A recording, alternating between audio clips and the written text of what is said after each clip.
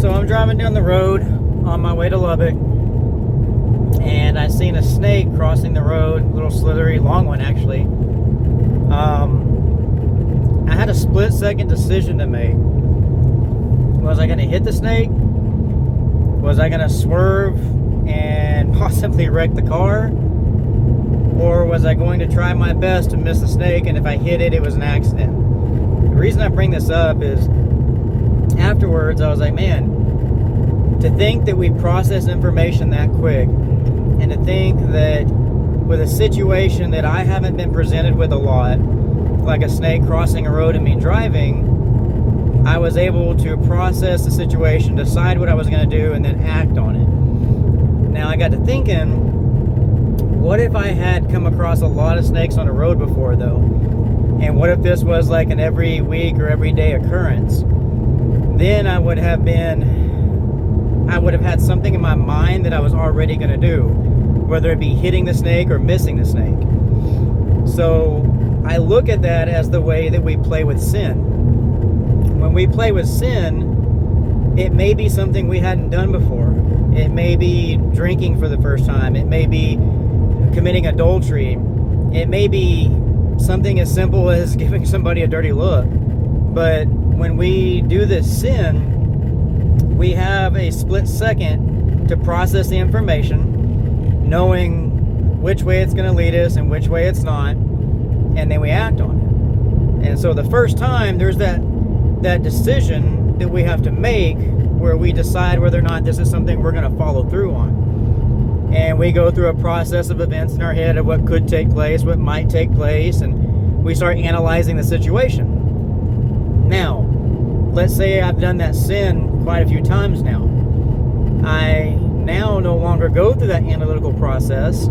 I have a direct line that I'm going to jump to. So a lot of the steps that I was initially going through have now become something that I've done away with, because in my mind I've decided what the event is going to pan out like. So I don't need to go through those steps anymore. I know that the last 10 times I did it, this is where it led me, and 1 out of those 10 times it didn't, so I'm more than likely going to be on that 10th time or 11th time again. So what I'm saying is, the more that you commit a sin, the less your brain analyzes it, and the more it becomes something that just becomes regular to you. So if I keep playing with that sin, I'm not going to analyze it and think about it and process it and understand that it very could well take me to a different place.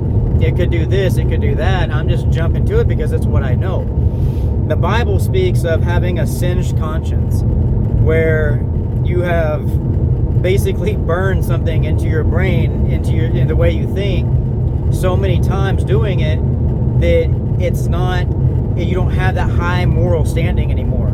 You don't have moral decision making that is, whether it's right or wrong. You've actually tampered with that and done something so many times that you now look at it, if it's wrong, as being tilted towards the right scale. So depending on what we do, we can get to the point to where we're running over snakes every time we see them, even though we know the snake didn't do anything. He's just living his life. But it's become something that we've gotten used to.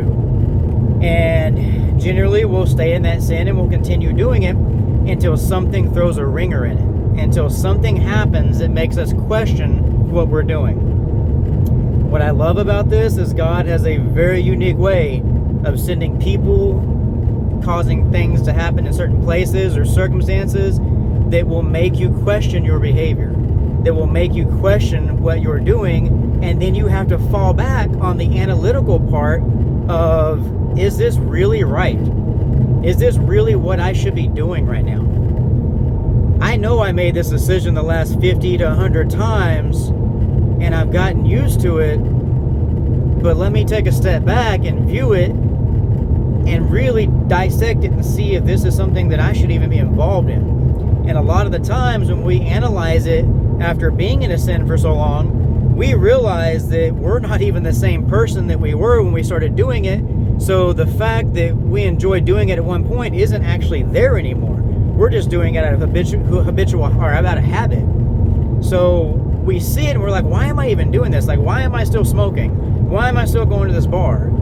It's just become something that's habitual for you rather than something that you are getting that exact reward out of. So at one point, you may have had a fleshly reward that came from it that only lasted for a little time, and you begin chasing that. But there comes a point where you're not even getting the reward in the sin anymore. You're just sinning and you're stuck in it. Like it says in Romans 7:14, or I don't know if it's exactly 7:14, it's a little bit more down, but it says that at some point, it's no longer him that's committing it, it's the sin within him. So he's being driven by his fleshly desires that he's given way to. Paul's talking about that.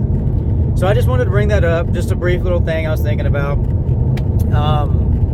What I'd recommend and what I'm doing right now actually is going through a lot of the things in my life and a lot of the decisions that I've been making and how I've been interacting with people, and I'm tearing it apart and saying, let me analyze this. Let me figure out how I got here, why I got here, why I'm doing this. It's been a while since I've taken inventory on this part of my life, on this part of my warehouse, on this part of my product. So let me figure it out and get my ducks in a row and decide if this is even something that I'm doing because it's right, I'm doing because it's wrong, I'm doing because it's out of habit. So it's really just taking an inventory and analyzing things all over again. And what I advise you to do is look at some of the things you're doing in life, and are you really doing them because you get enjoyment out of it? Are you really doing it because it's the right thing? Or are you doing it because somewhere along the line you fell into the hole and you never crawled back out? Somewhere along the line somebody introduced you to something that may have once appeased you, but now you're just doing it because you have so many strings attached that you don't want to pull away from it now. You got so much attached to it that if you do, you'll have to cut this and cut this. So what enjoyment you got out of it at one point, you're not even getting anymore.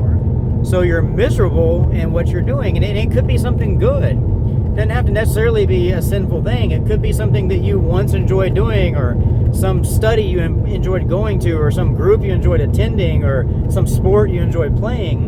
And it's gotten to the point to where you've lost the desire for it, and you're just now moving through habit. You're being a traditional creature rather than a new creature in Christ. So that's all I wanted to bring up. Let me know your thoughts on it. Feel free to leave a comment. Feel free to respond to me directly. You can find me on Facebook. I thank y'all for your time.